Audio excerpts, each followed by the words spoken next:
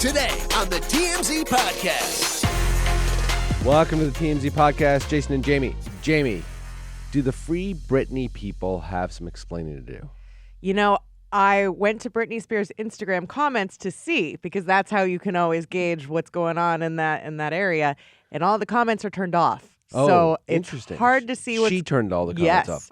So it's hard to see what's going on with the Free Britney people, but obviously, huge situation over with her.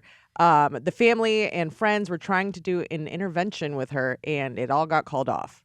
Yeah, there have been people, we have some sources who have been telling us that this is all like 2007, 2008 again. Mm-hmm. She is spiraling badly. It's a very serious situation. They believe that she is a danger to herself and potentially to others as well, which obviously directly implicates any ability she might have to see her kids.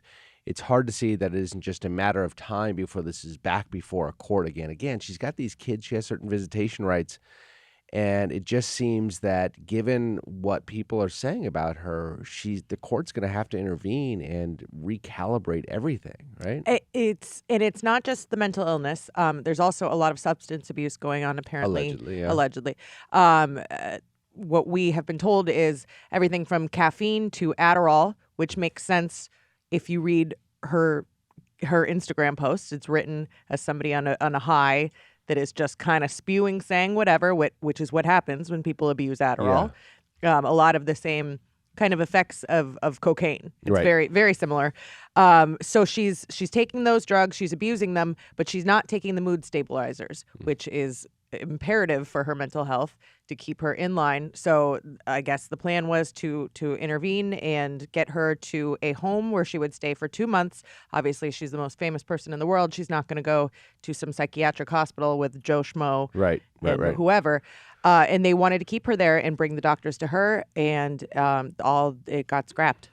Real quick, and we'll get into the ability to forcibly put somebody in some sort of rehabilitation center. But you follow her. I don't follow her. I get all my news about her from what I read on TMZ.com. But is there a difference in kind in her behavior and the words she's using and the way she's sort of posting now compared to what it was? She's always been wacky, right? And even in the immediate aftermath of the conservatorship, she's super wacky, like to the point that even back then it was like, well, is this person really safe? Is it a difference in kind now than it was then when she was in her conservatorship? Or even 6 months ago, even post-conservatorship? It's just wilder and wilder and wilder. Is that right? Mm-hmm.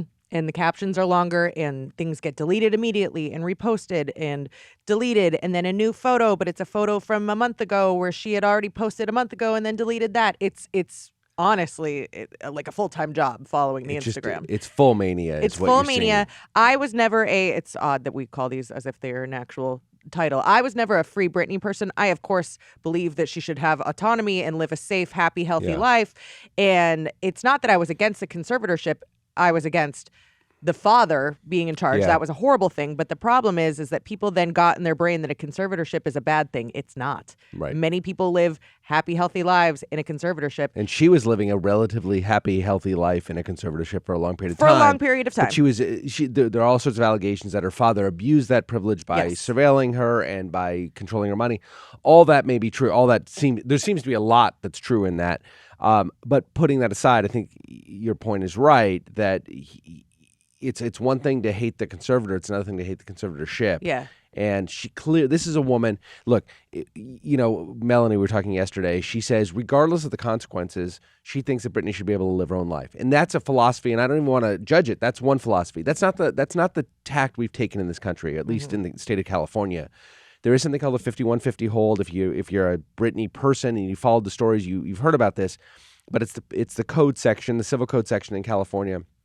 And it basically allows for people to go in and make a motion, or for the courts to do it on their own volition, or for law enforcement to do it, to try and involuntarily force somebody into either a holding situation or a rehabilitation situation. And the standard is, are they a danger to themselves or to other people? Or to other people. And forever, we've seen lots and lots of celebrities going to 5150 holds, but she had this weird thing where she was voluntarily in a conservatorship now. But based on what we're seeing, there's a real possibility, based around the people that love her and care about her around her are saying, there's a real possibility that she could be subjected to a 5150 hold. And I'm guessing, and typically they're very short periods. There's 72 hours by law, the longest you can hold somebody on one of these holds. And then you have to make additional motions to extend that time. Yes. But it seems that maybe we're at a point where she needs to be subjected to a temporary hold. Absolutely. And I've known several people actually who have been held on a 5150. It's hard to get the 5150, but once you're in, they will find a way to keep you there if they need to. Yeah. So and it's a huge thing in our system. Yes. It is, in order to hold someone against their will when they have not committed a crime, is an enormous undertaking, and for good reason. We don't. That's not who we are as a people. It's not our system of justice, which just shows that the standard is really, really high in order to get somebody held. Yes. But there are cases where it's absolutely necessary if we believe that we should intervene philosophically. So what is so interesting about this is that, first of all, the family, when I say family, I mean Jamie Lynn, oh boy, those names. Jamie Lynn, Brian, Kevin, the kids, they are not involved in this at all. So they are not the bad guys. They have nothing to do with this. The people who allegedly do want this to go down are her husband, Sam, her manager, and some other unnamed people. So it's just very interesting of who has the power that is saying no. If your husband wants it, your manager wants it. It's just a very bizarre, which makes me think that once again, it's all about money. There's somebody in there who doesn't want that tainted, and it's hard to say. But you never know. It may just be Britney fighting for her own sort of sovereignty and not allowing herself to be put into it. So a couple of quotes just to break our hearts a little bit more. One source said the intervention was long overdue. She is very much a danger to herself and those around her. It's a ticking time bomb. Thank God somebody finally took some steps to do something about it. Another source said, I worry about waking up in the morning and feeling like I'm going to get a horrible phone call. So the real sort of panic is setting in among those people who are close to her. And unlike to the point you were just making, it's not her crazy father who maybe his heart was in the right place. Maybe it wasn't. We do know that it was an awful situation for Britney when he was the conservator, and we also know that he got paid a huge amount of money for his role in conservatorship. And when you combine those things, that he allegedly controlled her in a really awful way and profited, there's a lot of people who looked at that and said, that's not tenable. And I think it was good that he got out, and he sort of eventually voluntarily withdrew himself. But to the point you're making, it seems time that somebody else. And it is interesting though that I was speaking to a lot of the Free Britney people that I know, and I'm just curious. Like, do you regret what you did? What you did? They didn't personally do it, but what are your feelings now? And a lot of the time, they're just quiet and they don't really want to talk about it because they don't really have anything to say. Yeah, look. Anybody who was watching this, and dozens of doctors had met with her and talked to her during the last 15 years when she was in the conservatorship. And to a doctor, they said, this is a woman who needs to be in a conservatorship. The judge, maybe bowing to public pressure, maybe she had information that we just didn't have, ruled that notwithstanding all of that, she was going to dissolve the conservatorship. It's hard to know what information judges have that we don't, so I don't really want to second guess too much, but it turns out that was everything we're seeing. That was a bad decision. It was just bad. I mean, it was, again, get rid of Jamie, get somebody else in. And there are court-appointed conservators that's, they happen all the time. And with Britney's money, it's not going to cost taxpayers anything. She could pay for the cost of a court-appointed conservator. And that's clearly what should have happened here. We went cold turkey on the conservatorship, and she just wasn't capable of doing it. And it's awful. It's very sad. I feel terrible for her. Speaking of 5150 holds, Kanye West, he's never been on one as far as I know. But so a lot's happening with him. Of course, we broke all those stories back in the day about how Adidas was going to, there was friction between they and Kanye. And then when he made the anti-Semitic rants, Adidas cut ties with him. They are paying a serious financial price for it, Jamie. Yeah, it's a problem. Well, with all this stuff, they had talked about possibly repurposing and doing all sorts of stuff to sell it under just the Adidas all the brand. Yeezy shoes. To make some money back, and they were thinking they could maybe get $300 million back if they had repurposed it. But it's such an odd, specific thing that they're having a hard time. It's not quite luxury, but it's so a lot of it is, do we donate? Well, it's so aligned with the look of the shoe and the clothing, but the shoes especially are so aligned with Kanye, but he's disassociated himself from it. So if or they've separated them. So if you're a Kanye fan, you're not going to buy the Yeezys because it would be a betrayal of Kanye. Mm-hmm. If you're a Kanye hater, you're not going to buy them because they're still affiliated with Kanye. It's only those people in the middle that would potentially buy them, but they're a very unique fashion statement. And Like they're I gross. can't, I could, assuming I would do it, I wouldn't wear Kanye. Yeah, I would No. look ridiculous in Yeezys. And I didn't even mention they're expected to lose $1.3 billion. Yes, that's the expectation. They announced that yesterday as part of their reported earnings that they're expecting to lose $1.3 billion, and they specifically largely attribute it to the Kanye divorce. They say accounts for the significant adverse impact from not selling the existing stock, and they're talking about Yeezy shoes. I mean, and I feel for Adidas. They held on. They were the last to let go. They were waiting for an apology. They were hoping it was all an act, and then he just kept taunting, and they had to let him go. Yeah, But I have a not a theory. I have a plan. Okay. That we could save Just buy Adidas. Yeezys? Oh. No, you know who could save this? Oh. Beyonce. Oh, well, Beyonce can save anything. Well, so can the Beehive. Here's why. Here's my plan. So Adidas also has a deal with Ivy Park. That is Beyonce's brand. It did horrifically bad this year. Yes. It dropped 50% in sales. Yes.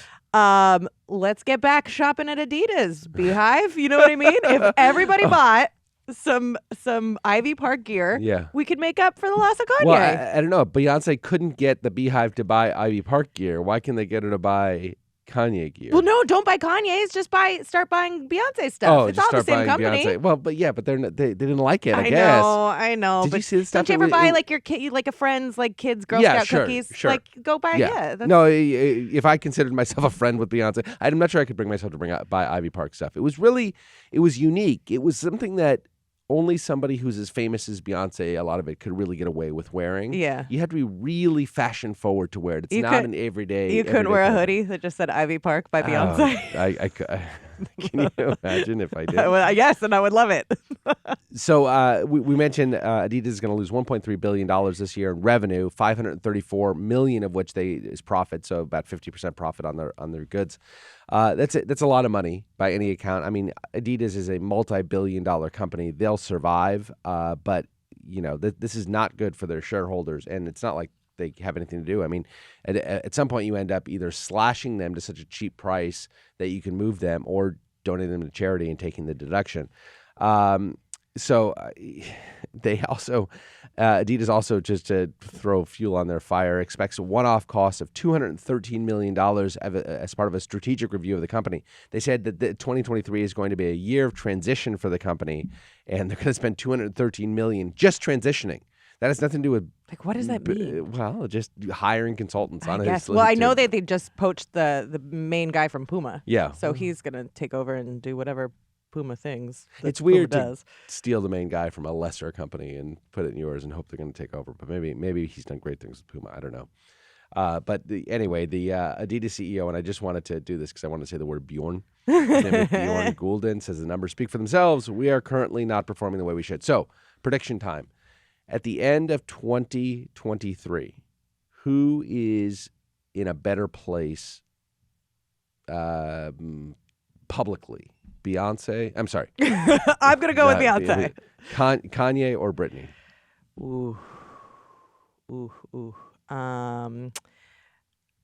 I'm hoping we don't hear from Britney. Like, I hope that that means that we're done with the Instagram. Yeah. We're taking care of ourselves. We're going to go away for a little bit. You know what? I hope we don't hear from either. I was going to say. So therefore, you want to hear from Kanye? No, you know what? Kanye's a newly married man. Yeah. Go live your life. You know what? Good for Kanye. Hopefully hopefully they both stabilize. Mm-hmm. I'm rooting for Britney.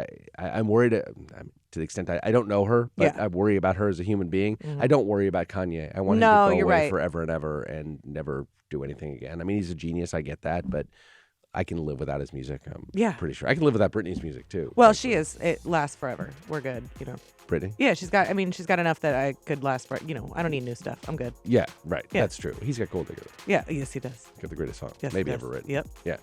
All right. Thanks very much, everybody. We're out of here. See ya.